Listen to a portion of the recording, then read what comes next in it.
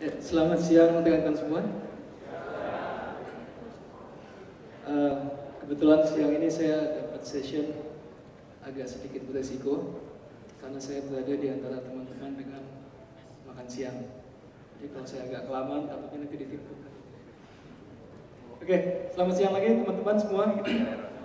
Pada kesempatan ini saya akan coba membawakan sedikit presentasi singkat mengenai Mikrotik Local OS Security Audit Checklist. Okay. Sedikit background dari presentasi ini.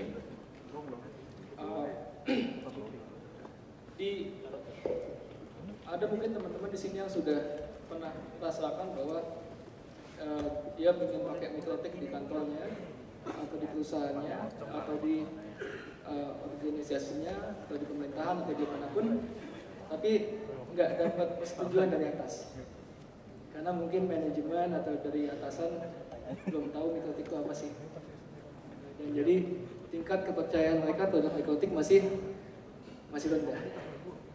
Jadi masih lebih percaya kepada brand-brand yang sudah lebih dulu lah. Nah, berangkat dari situ, makanya saya coba membawakan atau membuat presentasi ini sebagai tools, sebagai perangkat atau sebagai alat untuk teman-teman mungkin bisa meyakinkan atasan atau manajemen dari tempat Anda bekerja bahwa Mikrotik pun juga sudah bisa comply kok ke standarisasi internasional. Karena checklist ini sebenarnya adalah checklist yang nantinya akan comply dengan kontrol-kontrol yang ada di ISO 27001. Oke, sebelum kita mulai masuk ke presentasinya, sedikit perkenalan dulu. Nama saya Akbar Azwar.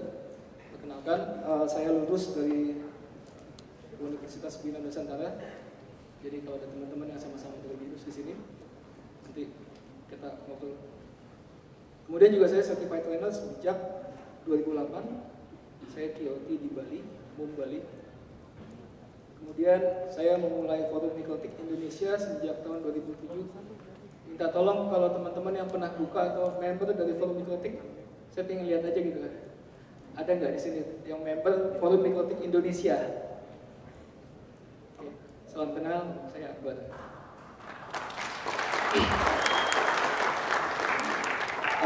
Selain itu, saya juga bekerja di PT Bayan Resources. Ini adalah perusahaan tambang. Saya kerja di situ sejak tahun 2008. Dan belakangan ini saya juga trainer di belajarmikrotik.com. Di luar ini saya juga ada beberapa aktivitas lain. Saya juga mengajar untuk kelas-kelas project management, persiapan untuk PMP certification, maupun juga kelas-kelas persiapan untuk sertifikasi CISSP. Oke, sedikit mengenai belajar Mikrotik. Belajar Mikrotik berdiri tahun 2013, diinisiasi oleh Pak Heri Darmawan.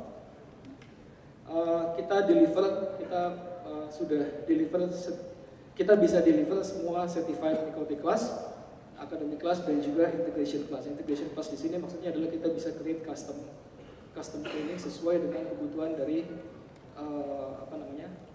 organisasi. Jadi misalnya in-house training, dia butuhnya kayak gimana, itu kita bisa provide. Selain itu juga kita sepanjang tahun 2014 ini bekerja sama dengan lebih dari 10 partner. Kita sudah deliver hampir 30 training. Jadi hampir 30 training sepanjang 2014 ini dengan kerjasama dengan 10 partner. Nah, untuk teman-teman yang ingin mengadakan certified training di kotanya, mungkin ada beberapa temannya yang, atau mungkin ada beberapa rekan yang sama-sama mengambil training, tapi training di Jakarta jauh, training Surabaya jauh, training Jogja jauh. Mungkin kita bisa kerjasama untuk buka kelas di kota Anda. Silakan nanti datangi kami di booth kami. Selain itu juga bisa datang ke website kami di belajarmikrotik.com maupun belajarmikrotik.co.id. Dan untuk khusus di MUM Indonesia tahun 2014 ini, kita ada kupon khusus diskon untuk training sepanjang tahun 2015. Jadi silakan datang ke booth kami untuk dapat kupon code-nya. Nanti kupon code-nya itu bisa dimasukkan ke dalam belajarmikotik.com atau belajarmikotik.co.id untuk dapetin diskon khusus. Oke, kita mulai masuk materi. Kita mulai dengan kita samain dulu persepsi kita. Kita samakan dulu persepsi kita sebelum kita masuk ke dalam topik yang lebih dalam lagi. Kita samakan dulu bahasa kita.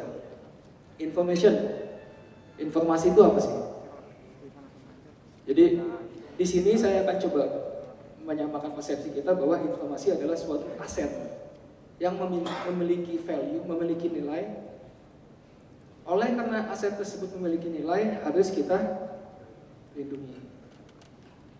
Oke, itu definisi saya di slide ini untuk information.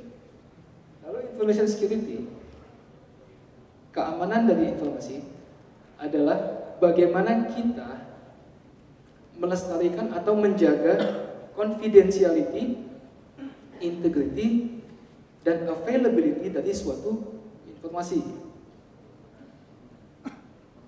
Jadi information security itu bagaimana kita menjaga kerahasiaan, integritas, dan availability atau ketersediaan dalam suatu informasi. Jadi kalau kita ngomongin information security nggak melulu mengenai masalah awas websitenya nanti di-crack atau di-hack. Awas nanti dokumennya dicolong. Sebelum dicolong mendingan di-encrypt gini-gini. Enggak hanya ke situ, tapi kita ngomong dari konsep lebih luas bahwa kalau kita ngomongin security itu kita selalu perhatikan 3 aspek atau disebutnya CIA triad. Di CIA triad ini adalah confidentiality, integrity, dan availability. Mungkin sedikit analogika mengenai 3 hal ini. Coba bayangin teman-teman kita buka rekening di bank. Oke? Kita buka rekening di bank.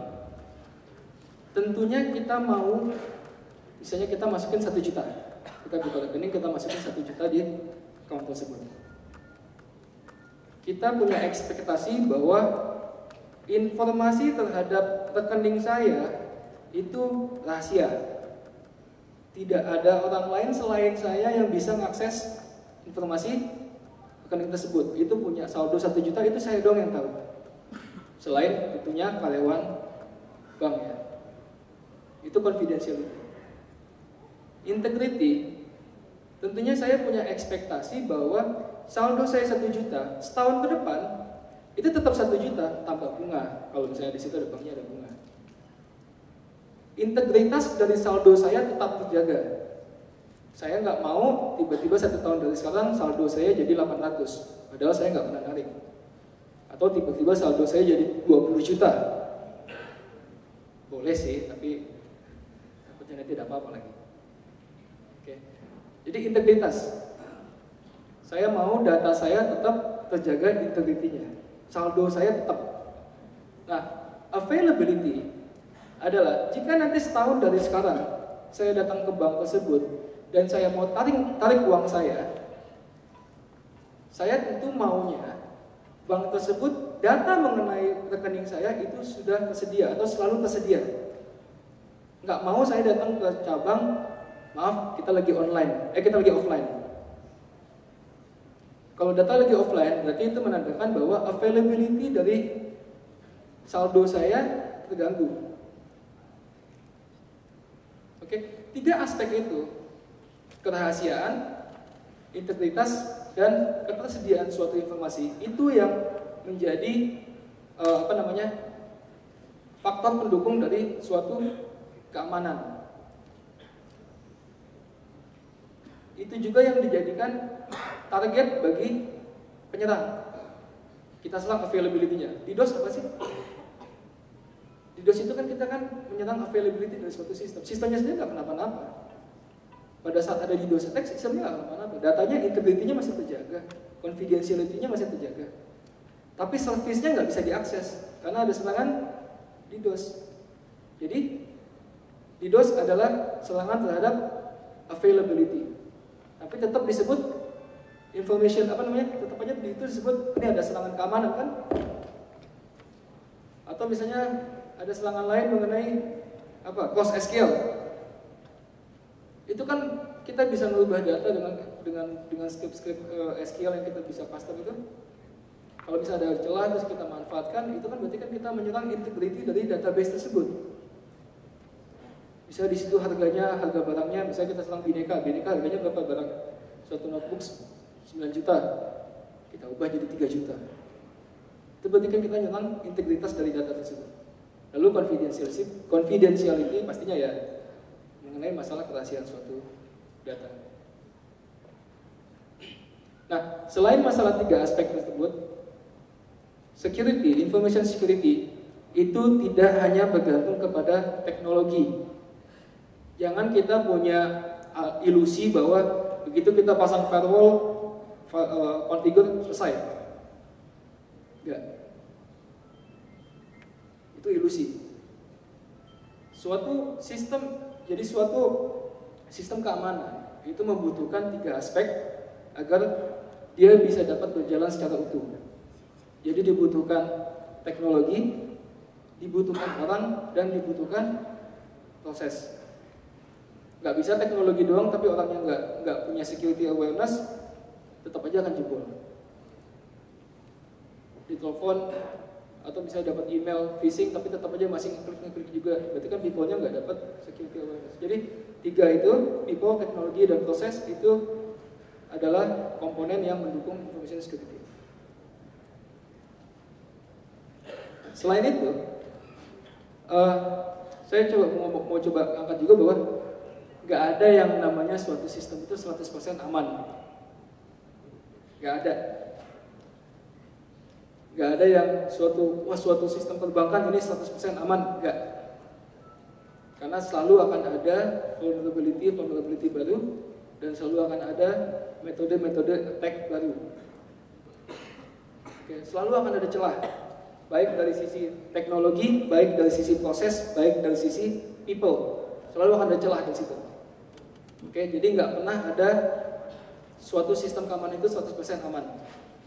Nah, dari situ juga, oleh karena itu, kita berangkat bahwa kita bisa mencapai kesimpulan bahwa information security adalah continuous effort.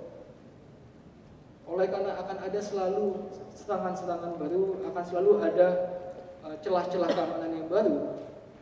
Oleh karena itu, information security atau keamanan suatu jaringan atau suatu sistem adalah suatu upaya yang dilakukan secara berkelanjutan.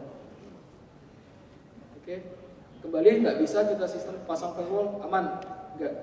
Kita mesti memastikan bahwa orang yang memaintain firewall tersebut, contohnya ya, pasang firewall, orang yang memaintain firewall, dia tetap dapat akses informasi bahwa serangan-serangan baru apa sih. Jadi dia bisa beradaptasi, dia bisa mengadaptasi firewall dia terhadap serangan-serangan baru. Atau ada serangan-serangan nggak? Proses kita ini sudah benar belum? Proses kita ini sudah menjamin bahwa misalnya si network engineer-nya ini nggak dapat training yang cukup misalnya, atau si network engineer ini nggak dapat akses informasi yang cukup. Ya itu kan juga akan mengakibatkan keamanan informasinya bisa gagal. Oke? Jadi sampai saat ini, sampai sini kita dapat kesimpulan bahwa atau dapat disamakan persepsi kita bahwa suatu sistem keamanan adalah upaya berkelanjutan yang memerlukan suatu sistem yang solid. Dari sini, berangkat dari konsep itu, makanya beberapa expert di luar, mereka create suatu standarisasi ISO. Di sini disebutnya ISO 27001, dan saat ini versi terakhir sudah 2013. ISO 27001 2013 ini di-create oleh organisasi ISO dan IEC. Jadi ini joint task. Standarisasi ini menyediakan metodologi untuk mengimplementasi Information Security Management System di organisasi. Dan ISO ini jangan selalu diandalkan bahwa ISO ini, ini buat perusahaan-perusahaan gede-gede aja, enggak. ISO ini bisa diimplementasikan, ISO 27001 ini bisa diimplementasi baik dari organisasi yang profit ataupun non-profit, dari organisasi swasta maupun BUMN ataupun pemerintahan, baik dari kecil sampai besar. Oke? Jadi untuk government yang setahu saya yang sudah full ISO 27001 itu LPSA contohnya. Oke. Keuntungan dari implementasi ISO 27001 di organisasi kita. Jadi yang diimplementasi bukan barangnya, bukan si routernya, bukan orangnya, tapi sertifikasi ISO 27001 adalah organisasinya. Benefit dari suatu organisasi mengimplementasikan ISO 27001 adalah dia bisa mendapatkan marketing advantage. Dia bisa publish keluar bahwa kita sudah ISO 27001. Dengan seperti itu bisa klien ataupun counterpart dari organisasi Anda mempunyai kenyamanan bahwa Anda sudah mempunyai suatu sistem keamanan informasi yang baik karena sudah mengikuti standarisasi yang ada. Selain itu lower cost. Lower cost di sini bukan berarti lower cost ini bisa didapat karena kita sudah dapat, karena dengan adanya sistem keamanan informasi yang baik, kita bisa mencegah kerugian-kerugian yang bisa timbul oleh karena serangan-serangan yang seharusnya kita bisa cegah. Oleh karena itu bisa ditempuh lower cost. Selain itu better organization maksudnya adalah kita menerapkan standarisasi ISO 27001 kita bisa kita akan dipaksa punya policy dan SOP yang jelas untuk menjamin keamanan informasi. Lalu juga benefitnya selain itu adalah kita comply atau kita mengikuti peraturan, jika ada peraturan misalnya organisasi Anda dituntut untuk implementasi ISO, berarti kita comply dengan regulasi tersebut. Setahu saya beberapa peraturan menteri di Indonesia ini sudah untuk BUMN, untuk Kemenkominfo, ada beberapa yang sudah mensyaratkan ISO 27001 sebagai dasar dari permennya mereka. Jadi suatu peraturan menteri itu berdasarkan dari ISO 27001. Oke, next sedikit lagi tentang ISO 27001 strukturnya. Jadi ISO 27001 itu isinya adalah requirement aja. Tidak ada masalah teknis di situ. Isinya requirement. Ada 10 section di sini. Dari section 0 sampai section 10, introduction, scope, normative reference, terms and condition, context of the organization, leadership, dan lain-lain, sampai improvement, itu semua isinya requirement. Kecuali sektor 0 sampai 3 adalah introductory atau suatu pengenalan aja dan tidak wajib. Sektor 4 sampai sektor 10 adalah suatu kewajiban. Jadi nanti misalnya teman-teman mau coba standarisasi, itu kita mesti comply dari 4 sampai 10. Nah, yang terakhir ada annexation atau tambahan. Disinilah isinya ada 114 kontrol. 114 kontrol yang dapat kita gunakan. Kontrol ini dapat kita gunakan untuk menjamin atau untuk memastikan bahwa sistem kita ini comply dengan section 4 sampai section 10. Jadi ada total 114 kontrol, tidak semuanya mesti kita gunakan. Oke. Disesuaikan dengan disesuaikan dengan kondisi organisasi kita. Nanti biasanya konsultan yang akan ngasih masukan, oh ini kontrol ini yang mesti, kontrol ini enggak. Oke. Nah, inti dari presentasi ini adalah kita sudah bikin suatu checklist untuk mikrotikal OS yang berdasarkan dari Annex A, yang ngambil kontrol-kontrol dari Annex A tersebut dan kita translate menjadi question, nanti kita akan lihat, yang berdasarkan ISO 27001 kontrol. Dokumen ini yang akan bisa kita gunakan atau bisa teman-teman menggunakan nantinya pada saat implementasi ISO 27001 atau sebelum itu pun kasarnya bisa jadi assurance lah buat manajemen di organisasi kita bahwa Mikotik itu bisa loh untuk comply dengan ISO 27001. Nah, dokumen ini merupakan derivative work atau suatu pekerjaan yang atau suatu dokumen yang merupakan hasil customisasi dari dokumen yang sama namun buat Cisco. Jadi sudah ada sebelumnya dokumen buat Cisco, tapi dokumen yang buat Cisco itu berdasarkan ISO 27001 versi 2005, sorry. 2005. Dan untuk yang Mikotik itu kita ambil dari dokumen tersebut, lalu kita coba align lagi dengan ISO 27001 versi 2013. Karena antara 2005 dengan 2013 itu sangat jauh banget bedanya. Dokumen tersebut asalnya dari ISO 27001 security.com dan merupakan lisensinya common license, common creative license. Dokumen ini bukan security advice. Dokumen ini jangan dijadikan bahwa ini adalah patokan untuk keamanan di organisasi Anda. Enggak. Dokumen ini tidak pernah berintensi atau berniat untuk seperti itu. Dan sampai saat ini masih versi 0,91, dalam artian ini masih ongoing works. Ini belum selesai. Oke, ada beberapa kontrol lagi yang sebenarnya masih bisa kita tambahkan di sini. Dokumen ini dapat di-download di website www.belajarmikrotik.com /_p sama dengan 21598, atau kalau enggak masuk ke belajarmikrotik.com nanti juga ada bisa di search di sana untuk dokumen ISO 27001. Dan kembali lagi dia license under Creative Commons. Jadi nanti di pas download ada PDF-nya dan juga ada doc-nya. Jadi mungkin nanti teman-teman mau nambahkan lagi di sana, mau dipublish lagi silakan, tapi selama tidak digunakan untuk keuntungan atau komersialisasi, silakan. Oke. Saya coba buka sedikit dokumen si checklist-nya itu sendiri. Jadi checklist ini sebenarnya sangat sederhana sekali. Cuma ada 3 halaman.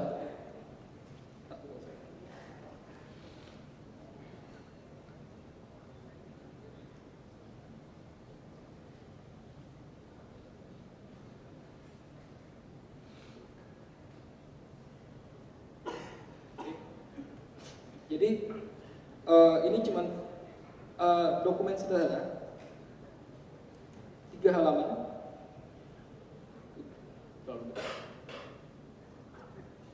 Mungkin yang di belakang agak kurang jelas.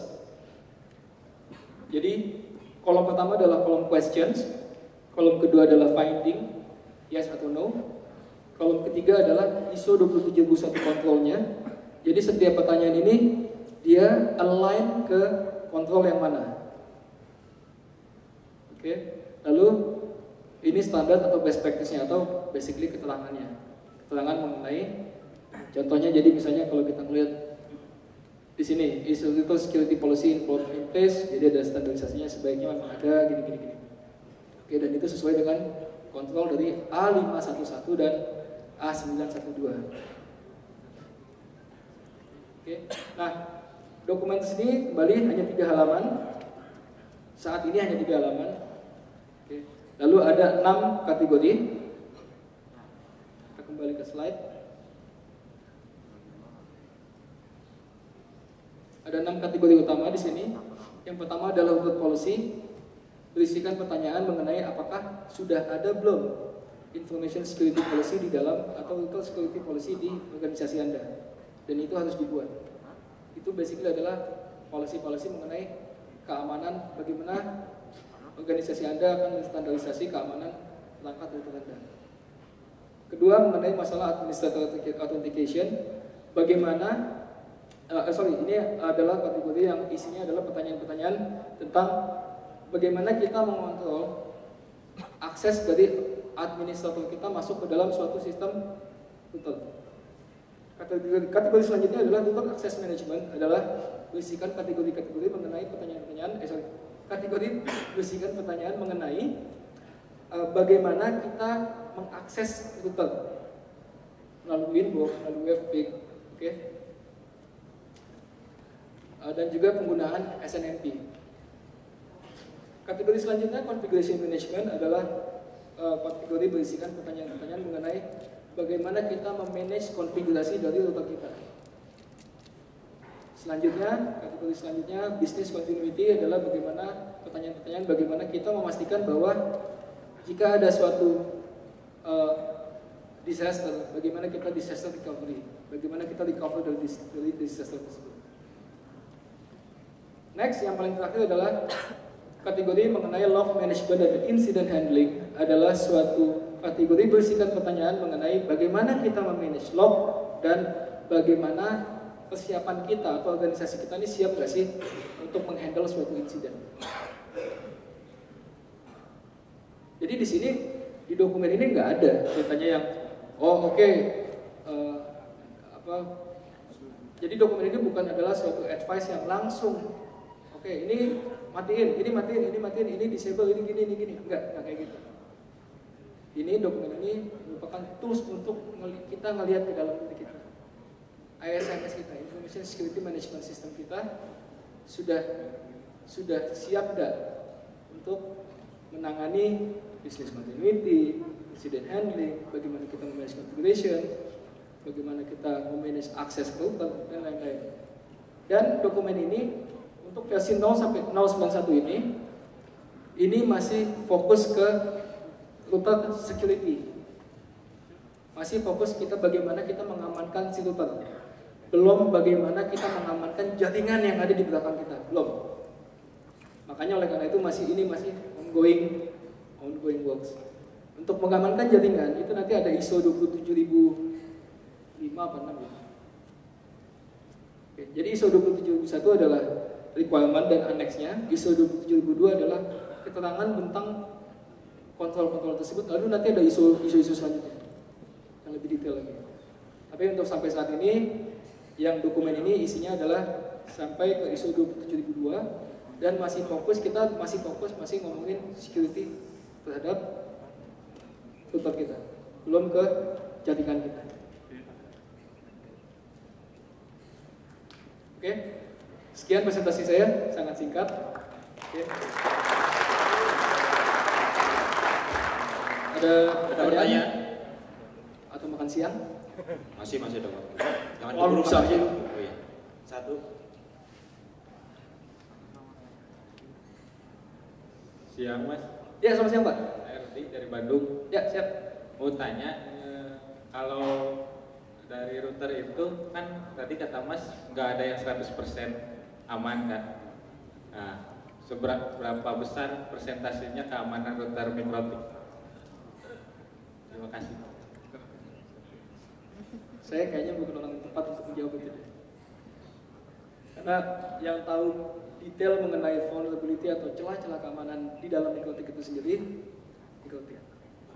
Nggak semuanya pasti dibuka ke kita. Jadi apapun yang di-create atau di-custom pasti akan ada selalu akan ada vulnerability baru, selalu akan ada attack type baru, ya. Jadi yang paling bahkan kemarin ini ada lah attack tipe baru apa gitu yang. Jadi kembali ke pertanyaan Bapak. Seberapa persen? Saya bisa aja ngomong 90%, tapi itu saya itu cuma bullshit. Yang benar-benar tahu mikrotik. Karena dia yang punya source code-nya. Dia yang tahu, ini bisa detect dari ini bisa detect dari ini. Cuman masalahnya nanti kalau dia mau nutup celah ini, itu bisa ngebuka celah yang lain nggak? Itu aja. Jadi seberapa persen keamanan mikrotik? Nggak tahu. Tapi so far sih kayaknya sih cukup bagus. Tergantung bagaimana kita mengkonfigurasi si router tersebut. Dan bagaimana si mikrotik juga dapat menutup celah-celah keamanan dia di update-update versi selanjutnya. Bisa aja Pak?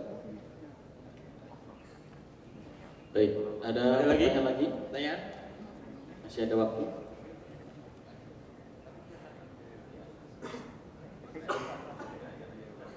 Halo, saya dari Tiga Irfan. Mau tanya itu, memang saya juga kan cukup aktif di LPSE ya, LPSE ya. Sekarang kan semua pengadaan kan arahnya kan harus certified ISO 27001 ya. Itu kira-kira dari sisi routernya, Mikrotik, setelah itu apa yang mesti kita kerjakan gitu loh. Kalau melihat dari prosedurnya kan tadi Bapak sudah mengungkapkannya gitu ya.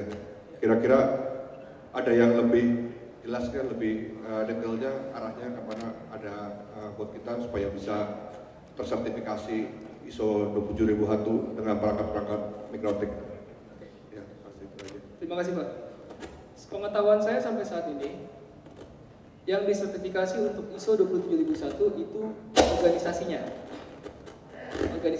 bukan perangkatnya, bukan teknologinya, bukan prosesnya, bukan orangnya, tapi organisasinya. Bagaimana si organisasi itu menerapkan Information Security Management System di organisasinya dia.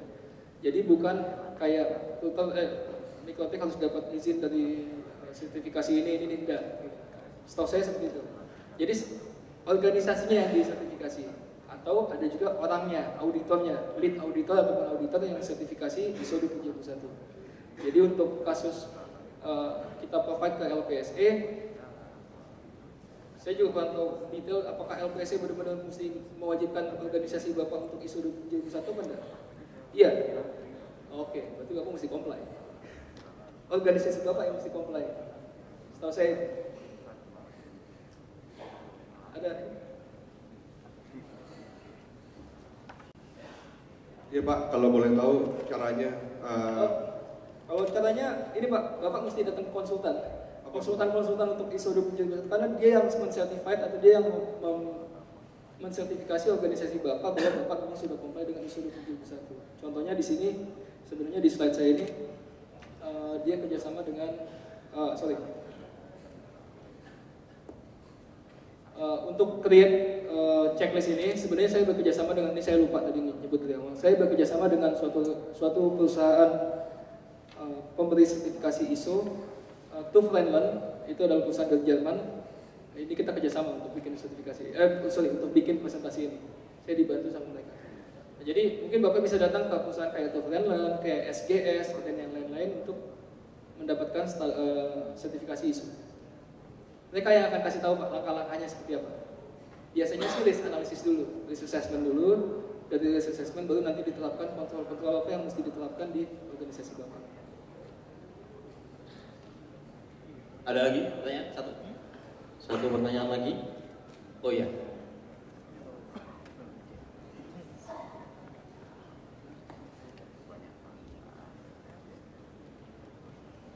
Terima kasih atas kesempatan dari Heri dari Surabaya.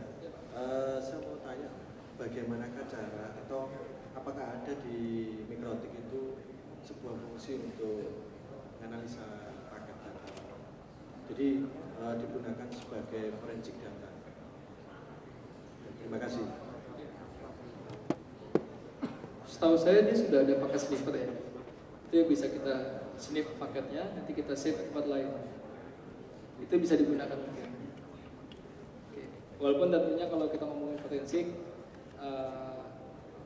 karena Mikrotik itu adanya di endpoint, either di gateway ataupun dimanapun, biasanya kalau kita ngomongin forensik untuk analisa keamanan data, biasanya kita di tengahnya di sini ada tools tambahan lagi atau perangkat tambahan lagi. Kalau kita ngomongin forensik untuk analisa keamanan ataupun sampai forensik sampai ke kebutuhan pengadilan, itu nggak cukup ya. Terima kasih Pak. Ya, sama-sama.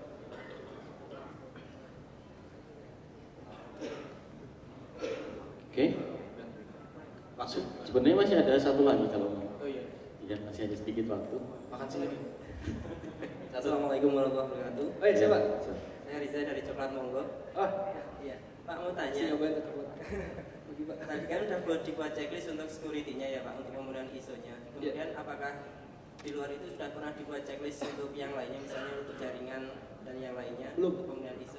Untuk dari saya sih belum. Tapi saya yakin di auditor yang tadi saya sebut SGS, Governance segala macam, mereka mungkin ada. Ini adalah suatu tools checklist yang ada di luaran yang ini kita create untuk sama-sama. Sedangkan mereka pasti punya tools untuk internal mereka, penggunaan internal mereka. Jadi mungkin mereka. Dan ini, checklist ini cuma bagian kecil dari proses besar nanti pada saat standarisasi ISO.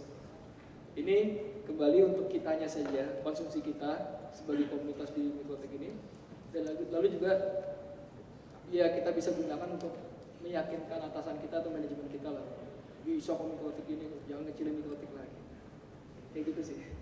Terima kasih. Ya. Oke, cukup ya. Tepuk tangan dong. Oke, tepuk tangan itu. Terima kasih.